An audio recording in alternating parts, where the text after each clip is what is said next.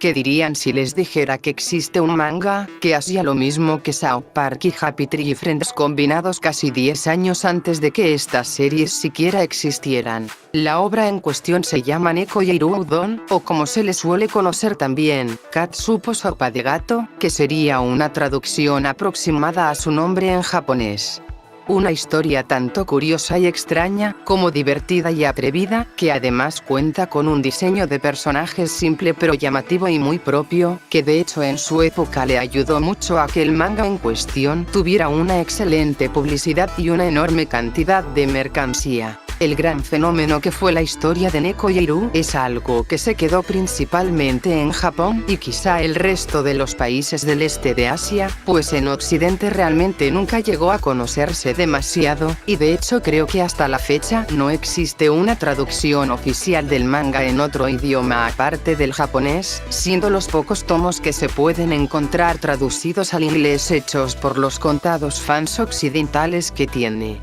La verdad esto es una pena, pues la obra es muy divertida y creativa pese a su humor algo simple y bastante oscuro y visceral, que no tiene problemas en mostrar escenas violentas de accidentes o agresión animal, lo cual es uno de los ganchos y características más reconocibles de la obra, junto con su propia autora que también era todo un personaje, como se puede ver en aquel diario en formato tipo manga, donde ella con humor e ironía siempre narraba y mostraba las ocurrencias y hechos extraños y desafortunados que ocurrían en su día a día. Vaya, eso me recuerda bastante al diario de Greg. Hasta en este formato la autora se adelantó a Occidente XD. El humor de Neko Hiro era simple, pero a la vez bastante gráfico y crudo. No temía en usar la violencia y la aparatosidad en grandes cantidades para generar un humor oscuro y grotesco, e incluso visceral y hasta violento, pero que también era hilarante y creativo a su manera, contraste que siempre estuvo bastante balanceado tanto en el manga como en los cortos anime, algo que también creo era debido a la estética de la serie, que daba cierto aire a muchos animes infantiles de la época, como Doraemon y Robot Cats, pero con un estilo de dibujo, coloreado y expresión, más ácido y deforme. La verdad me sorprende cómo la autora logró que dicho estilo visual no solo gustara en Japón, que está más acostumbrado a estilos ilustrativos más estilizados, sino que además incluso consiguió que mercancía con dicho estilo se vendiera bastante bien, e hiciera que su obra fuera tan popular en su época. Aunque bueno, debo admitir que el diseño de los gatos protagonistas y los otros animales es bastante tierno, así que supongo que eso ayudó bastante, jeje. Pareciera que exagero con el éxito que dicha obra tuvo en Japón, sin embargo, su popularidad en un punto fue tal que incluso se planeaba usar la imagen de sus personajes para hacer campañas publicitarias para una gran compañía eléctrica japonesa, algo que no muchas obras de anime y manga pueden presumir, sobre todo dado el tono tan crudo y oscuro que tenía la obra de Neko Yairu. Lamentablemente este plan nunca se pudo concretar, y la obra pese a su éxito, no pudo llegar más lejos debido a que a finales de los 90 la autora de Neko Yairu se quitó la vida, algo bastante trágico, pero que mucha gente cercana a ella veía venir desde hace algún tiempo lamentablemente. Y es que la autora de Neko Yairu siempre fue alguien bastante aislada y depresiva, que aparentemente parecía tener un marcado desdén por el mundo a su alrededor, y las personas en general, algo que sus conocidos y seres cercanos mencionan con frecuencia en entrevistas, y que de hecho si me preguntan a mí, se puede notar en cómo dibujaba a los personajes humanos en sus mangas, siendo mayormente representados como personas feas y deformes con mal carácter y poca inteligencia en la mayoría de los casos.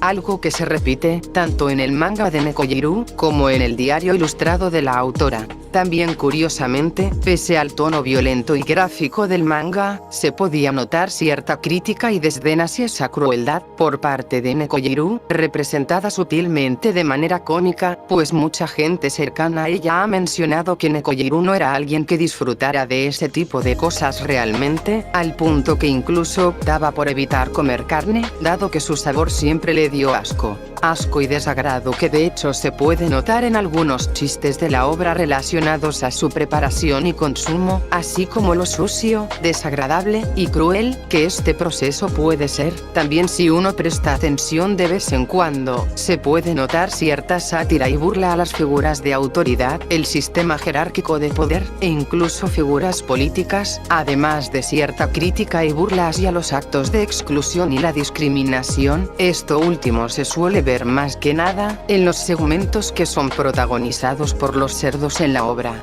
La exposición de estos temas a modo de comedia, complementados con su humor y estilo violento y oscuro, hacen que Nekojiru sea una obra cómica bastante completa, y además me gusta la manera simple y sutil con la que la autora incluía estos elementos y crítica en ella. El éxito comercial y publicitario que tuvo en su momento, sin duda fue gracias a su diseño peculiar y tierno, que suavizaba lo implícito y gráfico de su comedia para el espectador, así como el hecho que en esta época había cierto interés y curiosidad de parte del público nipón por este tipo de obras más oscuras y extrañas. De hecho, creo que el interés del público japonés por este tipo de humor gráfico y violento disfrazado con personajes tiernos aún tiene un público amplio. No por nada Happy Tree Friends también es muy popular allá, XD. Tristemente, dado el contexto en el que falleció la autora, que es hasta la fecha un tema tabú en Japón, mucho del impacto y popularidad de su obra se iría disipando con el paso de los años, pese a que su esposo siguió continuando con el manga de esta luego de fallecer, e incluso se encargó de dirigir una película animada abstracta de ella en los 2000, bastante buena por cierto, donde a manera de tributo,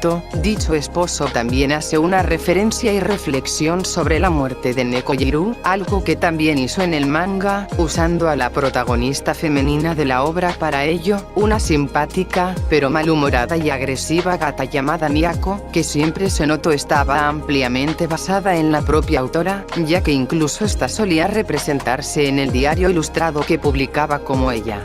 donde también exhibió a manera de chiste como el éxito de dicha obra le había estado sobrecargando de trabajo, empeorando su estado mental y emocional, lo que también contribuyó a que tomara la decisión de quitarse la vida lamentablemente. En fin, pese a que ya han pasado más de 2 décadas del inicio de la obra, y que ya no tiene la popularidad que tuvo en sus inicios, ni siquiera en Japón, se ha ganado el afecto de muchos fanáticos del anime y el manga, consolidándose como una obra de culto, que si eres fan de South Park o Happy Tree Friends estoy segura te va a encantar. Espero que le puedan dar una oportunidad un día de estos. Tanto los cortos anime de la obra, así como el manga se pueden encontrar relativamente fácil en internet, aunque solo traducidos al inglés por fans de estos, ya que como dije, no existe traducción oficial de ninguno de ellos a otros idiomas. En fin, ya sin más que decir, me despido, soy Rena Scarlett y ojalá tengan todos un buen día, adiós.